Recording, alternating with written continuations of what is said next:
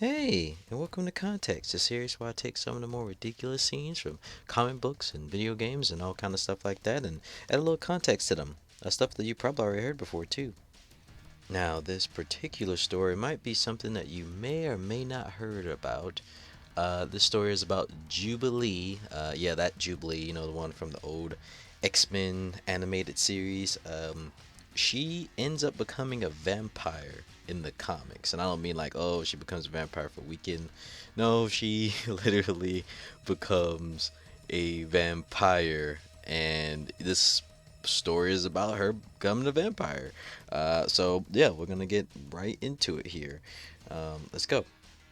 So, this story begins with Pixie hanging out with a depowered Jubilee. You see, this story actually occurred after the events of House of M, where most mutants have been depowered, and Jubilee was unfortunately one of them.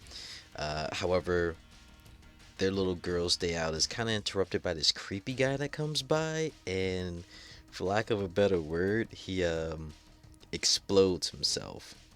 And this isn't like some kind of mutant power, or at least I don't think so. Like he just explodes, like body parts flying everywhere and blood getting all over people. It's pretty gross.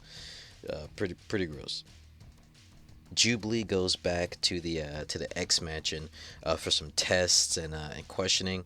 They managed to get a clue about what the guy might have been. Apparently, he was some mystical creature that burns in direct sunlight. Wonder what that is. Vampire. He was a vampire. And speaking of vampires, this is going on in the city. Like while they're discussing all this stuff with Jubilee, yeah, just this creature just going around just snapping people's necks, killing people, all good fun. But back at the mansion, though, it's determined that Jubilee has been infected from the blood of the vampire that exploded. It got into her eyes, open pores, anywhere that I could get into. Yeah, she was infected. So was probably everyone who was at that site at the time. Probably minus Pixie. But anyway, from the vampire exploding, it seems like they managed to look up some of his blood and everything, and they determined that the virus itself had been manufactured. It was someone plan to actually cause him to go out there and explode like that and infect everyone in the surrounding area. And basically, they come to the conclusion that it's only a matter of time before Jubilee gets infected and she becomes a vampire. There's also no cure for it. Obviously, I mean, I don't even know why Scott asked the guy if he could cure vampires. I mean, no, he was guys basically like, oh yeah, no, I could do it, but if you give me 10 years, yeah, you give me 10 years and a couple $1 billion, sure, I'll cure vampiricism or whatever you call it. I don't know. Scott's an idiot. I hate Scott. No, I'm sorry. I don't want to offend Scott fans. I'm sorry. I mean, I still don't like him though, but you know. Anyway, so the X-Men go into the city and start trying to track down who's behind this, and they start to get into a couple scruffles. There we go. I can talk with a couple local vampiric residents, I guess you could say. One of the vampires says something about the Lord of Vampires being in town. And after they fight a couple more vampires, Blade actually shows up. Believe it or not, Blade comes in and helps him out, and slices, some vampires' heads with them. Though meanwhile, Jubilee is going through some examinations, but she's getting this calling to go. I guess to the vampires that infected her, just like everyone else that was infected from this from the explosion there in the middle of the city. And then we flip over to Lord Zaris. I think that's how you pronounce it. I mean, tell me if I'm wrong, but I'm gonna just pronounce it Zaris because I mean it seems like it's Zaris. I should have did like a Google Translate before I started recording, honestly. But we're just gonna say Zaris right now. So Zaris, the Lord of Vampires and the son of Dracula, he wishes to kind of bait Jubilee to coming to him so he can lure in Wolverine and he can begin to infect the entire X-Men and mutant kind as a whole. He wants, them to be integrated, mutants and vampires. He wants all of them to be integrated with one another. The actually his plan ends up working, at least as far as luring Jubilee goes, because Jubilee goes and she escapes from the lab she's in and she heads straight towards him. Um, Meanwhile, with the rest of the team, Blade is explaining Zarus and his plan. He says that basically Zarus has managed to he did something that even his father didn't do, and that's uniting all the vampires under one nation. And the team does a little cerebro tinkering to like get it to track vampires. I mean, whatever. It's comics. And the X-Men figure out that there's a huge vampiric infection going around the city. Like there's lots of vampires everywhere. The infection is just constantly spreading throughout the city. But Scott has a plan. He is going to resurrect Dracula in order to beat his son. This is why I don't like Scott. No, I'm just kidding. I'm just kidding. It's not, I don't hate Scott. I'm not like most people like, oh, I hate Scott. But I'm not a huge fan of his. But it's fine. He wants to resurrect Dracula to beat Zarus. And Blade makes a good point here where he says, you don't resurrect Hitler. You don't resurrect Hitler to beat Saddam Hussein. He makes a good point there, but it's Scott. He's the leader of the X-Men, so he's gonna do what he wants. But unfortunately, meanwhile, while they're discussing all of this, Jubilee has fallen right into Zarus' trap, and he proceeds to turn her into a vampire as well. The infection doesn't turn you into a vampire just then, but maybe eventually it does. No, actually, I think it's actually explained that it doesn't. But when they actually bite you, that's when you become like a full-fledged vampire. Or maybe I'm getting that confused with um, American Horror Story Hotel, because I did just see that. But listen, anyway, it's vampires, okay? It's just chalk it up to that. It's vampires. So anyway, the team managed to figure out that Jubilee is gone. They finally managed to figure it out, and they send Logan, Wolverine, after her. Soon after, Namor and Storm arrive with Dracula's head and all his body parts, and they proceed to start to stitch him back up, and they start to stitch him back together, and they want to discuss a deal with him. But he's Dracula, so what he actually does is he just walks out on him. He just walks out, kind of like a boss, actually. If you ask me, he just kind of walks out like, oh, whatever. Oh, you want me to, spank my son or whatever? Bye. It's pretty cool. I like Dracula. Meanwhile, Wolverine is out and searching for Jubilee, and he starts to hack and slice his way through hordes and hordes and hordes of vampires, trying to find her. He's following leads. He's doing all this stuff, trying to get to Jubilee, and of course he does.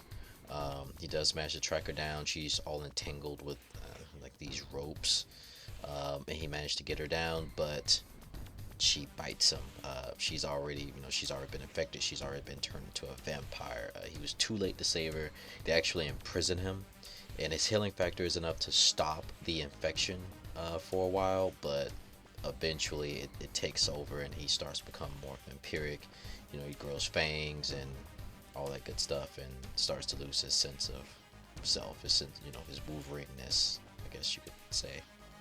Cyclops, meanwhile, he launches a counterattack with the X-Men against the vampires in the city.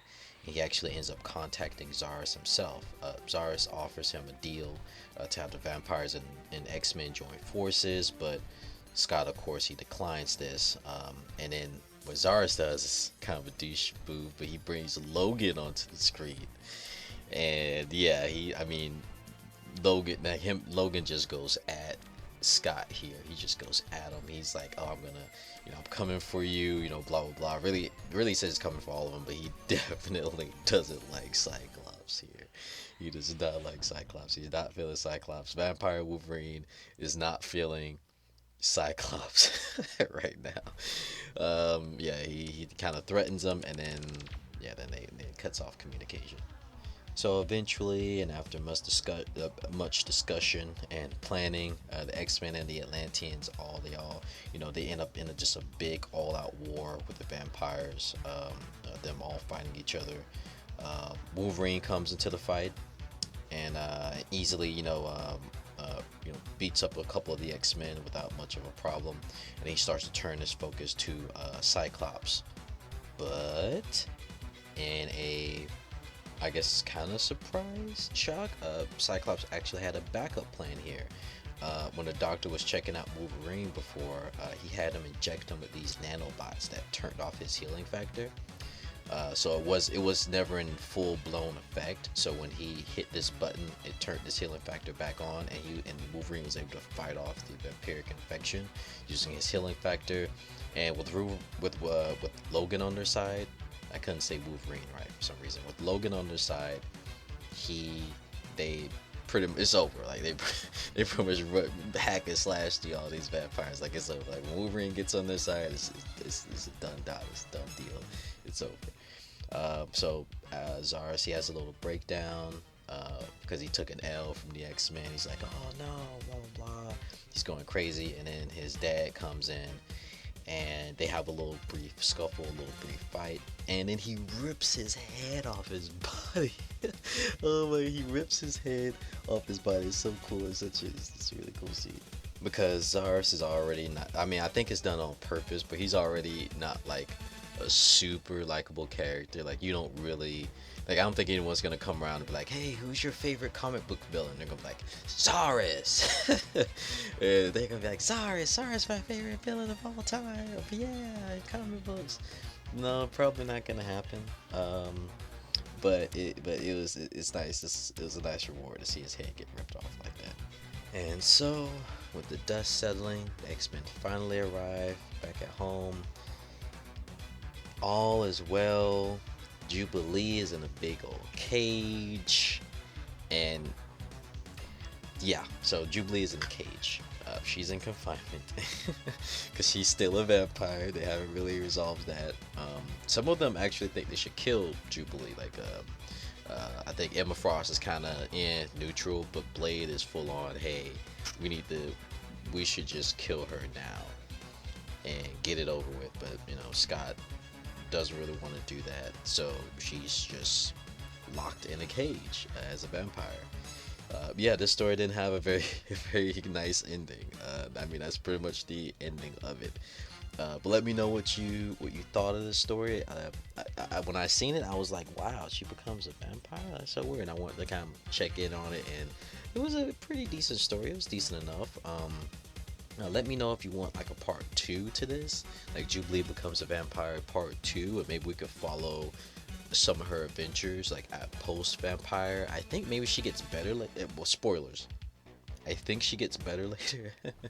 I think she gets better later. I'm not 100% sure. I haven't really been following Jubilee. So yeah, if you want like post vampire Jubilee adventures, let me know. I thought the story was pretty neat, so I decided to share it with you guys. Yeah, give me any suggestions, even if you guys got any suggestions for like future context episodes. And yeah, I mean, that's pretty much it for now. See you next time.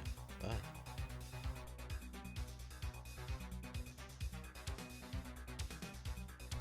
Also, hey, little FYI, I don't think she gets better. I still don't think they resolved that at all. I think she's still a vampire. So if you still want, vampire Jubilee adventures, I can definitely do that. Also, another mistake I made is that I was right about the infection. It only happens if they bite you, like you are infected, but you don't become a vampire until they bite you. And the last thing is, it was actually Emma Frost's idea with Dracula. That wasn't really Scott. Well, she kind of. Anyway, it was her idea. But okay, it was all her idea. So I shouldn't be that bad at Scott. It wasn't his fault. Still don't like him, but that wasn't his fault. All right, guys. I'm out of here. This is a little something I recorded and posted. Bye.